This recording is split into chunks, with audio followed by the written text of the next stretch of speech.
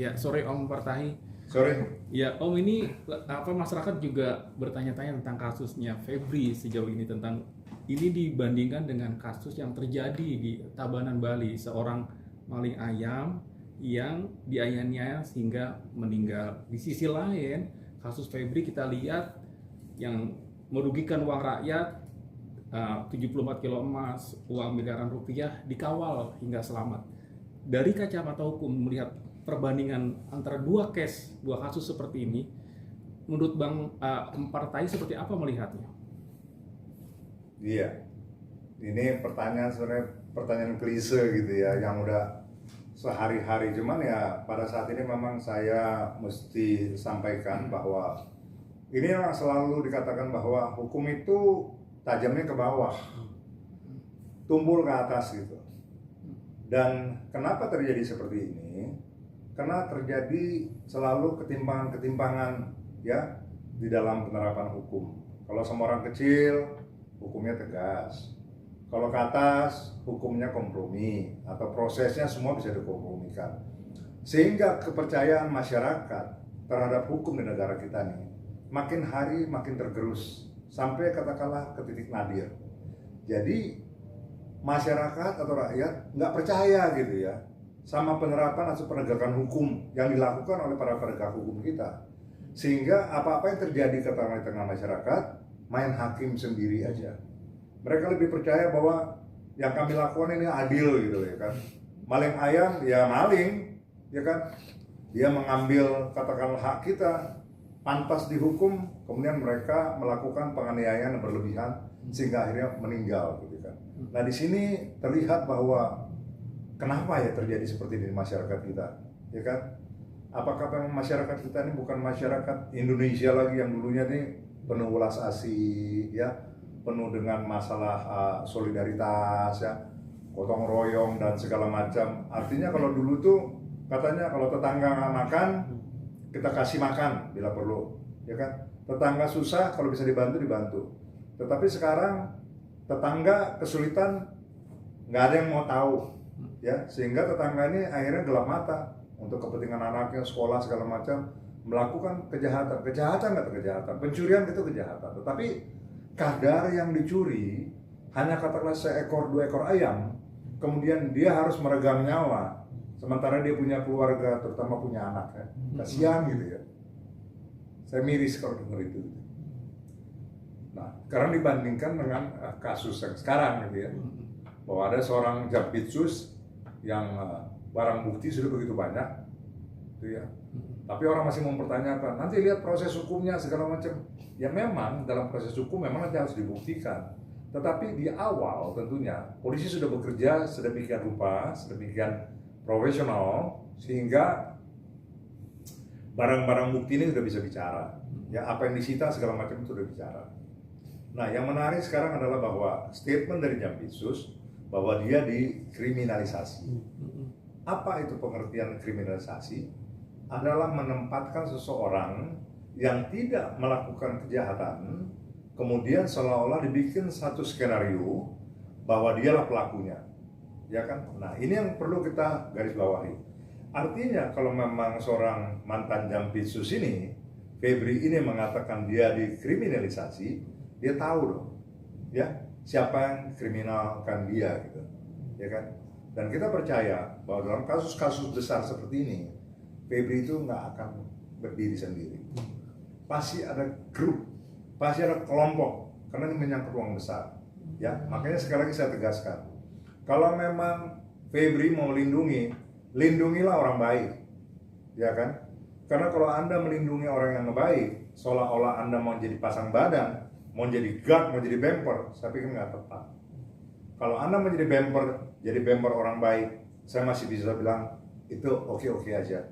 Ada teman kita orang baik, mau diganggu orang, kita bilang enggak, dia orang baik. Ya, saya berani jamin, saya berani pasang badan bahwa dia orang baik. Tapi kalau dalam hal ini, saya yakinnya bahwa Febri tidak kerja seorang diri. Banyak yang terlibat di sini. Untuk itu sekali lagi saya katakan, jangan mau tenggelam sendiri. Bongkar aja, karena gini, secara moral gini, Febri juga nggak bakalan selamat. ya saya yakin Anda pasti kena hukum. Untuk itu tentunya Anda punya kewajiban moral untuk mengajak semua orang yang terlibat, ya kan, supaya ada perubahan. Jangan Anda aja, katakan ada 5, ada 10 yang terlibat, Anda pasang badan sendiri, yang 8, yang 10 orang selamat. Padahal semua ini mereka koruptor juga, semua ini penjahat juga, semua ini maling juga, semua ini pemalak juga. Terus apa yang mau didapatkan dalam kasus ini? Ya kan? Untuk itu makanya berani aja, ya, nggak usah takut. Kalau memang risiko, ya itu apa boleh buat, ya kan? Apalagi sekarang kita tahu, kita dengar cerita ada pembantu rumah tangga, ya, yang jadi korban, ya, katanya mungkin kena racun, mulutnya berbusa, ada isu hoax, mantan ajudannya katanya sekarang juga ada yang bagaimana yang lagi ditelusuri. Sampai kemarin seorang Mahfud MD ngomong bahwa kalau saya kenapa-napa, kalian tahu, masyarakat tahu siapa ini orang-orang ini gitu. Saya mau katakan bahwa saya respect sama Pak Mahfud, ya kan. Tetapi artinya saya kurang setuju dari statement itu. Pak Mahfud sudah berani menjadi seorang yang jujur, mengatakan kepada masyarakat, membuka kepada masyarakat segala sesuatu dengan transparan. Nggak usah tunjukin kita khawatir. Bukan saya bilang Pak Mahfud khawatir, tapi statement Pak Mahfud warning bahwa kalau saya kenapa-napa, berarti Bapak ada merasa bahwa Bapak terintimidasi. Itu adalah resiko, Pak. Pejuang itu resikonya begitu, Pak. Jadi saya sebagai salah satu masyarakat, ya, sebagai praktisi hukum juga, saya dukung, ya kan. Jadi saya juga ngomong begini, mungkin ada orang yang nggak suka. Apa sih ini? Pak Fatah ini sebagai praktisi hukum kok ngomongnya kenceng amat? Saya nggak ngomong sebagai seorang praktisi hukum aja, tapi saya coba adalah bagian dari masyarakat yang coba merasakan di diri saya bahwa memang ini sudah keterlaluan. Walaupun memang kita sadar kenapa sih terjadi seperti ini. Makanya saya katakan, mesti diteliti lebih jauh, lihat dari antropologinya, lihat dari sosiologi budaya, seperti apa sih sebenarnya terjadi. Tapi kesimpulannya gini ya, bahwa masyarakat kita sekarang ini dalam keadaan sakit. Mohon maaf ini, rakyat kita sakit. Sakitnya apa? Ya mungkin sakit hati, sakit secara ekonomi, sakit secara melihat penerapan hukum yang selalu pincang, sehingga memang kepercayaan kepada penegakan hukum sudah sangat-sangat minim, ya kan? Sehingga akhirnya mereka menggampangkan aja. Lapar, ya gua ngerampok aja. Lapar, ya mau gua begal aja, segala macam. Karena mau cari lapangan pekerjaan juga katakanlah susah, ya. Mau kerja yang halal juga susah. Makanya inilah menjadi satu dorongan, ya, saya mesti katakan kepada presiden kita yang tercinta, karena kita sama-sama memilih beliau, katakanlah memilih atau nggak memilih, tetapi dia sudah terpilih, kita harus hargai dia sampai 2029. Bekerjalah Pak Prabowo dalam kasus Febri ini. Sekarang masyarakat menanyakan bahwa ini kenapa kok tim 9 bagian daripada KPK juga ikut terlibat, tapi apakah bisa independen? Saya katakan masyarakat nggak percaya, ya kan? Kalau memang KPK bisa menarik kasus ini berdasarkan pasal yang diatur di dalam Undang-Undang KPK, kalau nggak salah pasal 10, tarik aja sepenuhnya, supaya nggak kesannya gini, KPK supervisi, pemeriksaan dilakukan oleh Kejaksaan Agung. Yang mau diperiksa ini, Pak, kalau kita lihat dari struktur kepangkatan, kalau di TNI ini Letnan Jenderal, Pak, bintang 3. Kalau di polisi, ini komisaris jenderal, jaksa agung adalah jenderalnya, ini letnan jenderalnya. Nah, yang meriksa ini siapa? Kopral, letnan, kapten, apa mayor gitu. Nah, apakah punya wibawa melakukan pemeriksaan terhadap mantan atasannya? Makanya kalau orang bilang, jangan jadi jeruk makan jeruk. Kita mau transparan, kita mau terukur, kita mau objektif, ya ditariklah ke lembaga yang lebih objektif untuk melakukan pemeriksaan, yaitu KPK. Makanya kepada Presiden, saya nggak bilang Presiden boleh ikut campur dalam penegakan hukum, tetapi akhirnya Presiden boleh memberi semangat, keluarkan statement, katakanlah, hai KPK, saya mendukung kalian. Ya bukan ikut campur, mendukung dalam arti, ayo tegakkan hukum seadil-adilnya seluruh-seluruhnya, sehingga KPK juga punya semangat, ya kan? Apalagi belakangan KPK terus terang di masyarakat kita tahu banyak hal-hal memang yang tidak bisa dilakukan dengan baik, sehingga kepercayaan masyarakat kepada KPK agak menurun belakangnya. Tetapi kita masih butuh KPK nggak? Perlu untuk kita tetap kuatkan. Kita support. Nah, support dari masyarakat ini menjadikan sia-sia gitu. Karena apa? Yang bisa membuat KPK ini menjadi berwibawa ya satu orangnya, kedua support dari orang yang katakanlah paling tinggi, orang nomor satu di negara ini. Siapa itu? Ya presiden. Untuk itu Pak Prabowo harus segera mengeluarkan dukungan kepada KPK supaya KPK boleh atau berani mengambil kasus ini sepenuhnya sehingga transparansi, independensi bisa ditunjukkan dan objektivitas di dalam menilai kasus ini bisa benar-benar memuaskan masyarakat. Bang, bicara flashback dikit lagi terkait bicara penahanan ya, yang maling ayam di Tabanan saja ditangkap dan sama warga tiba-tiba langsung dieksekusi. Sedangkan FA mantan ex-Jampitsus masih diperiksa dulu, tahan, sudah disediakan mobil tapi tidak diborgol dan tidak memakai rompi pink. Gimana menurut Anda? Ya, kalau itu memang masih agak debat tinggi ya. Kalau kalian bilang maling ayam ditangkap ya karena maling ayamnya ketangkap langsung, ketangkap tangan sama masyarakat. Kalau Febri ini ketangkap tangan juga sama masyarakat gitu ya. Ya mungkin nasibnya kayak maling ayam itu juga mungkin bisa, ya kan. Tetapi artinya memang secara SOP, ya kan apa yang diberlakukan kepada Febri ini menjadi pertanyaan dari masyarakat. Masyarakat udah begitu rendah kepercayaannya terhadap penegakan hukum.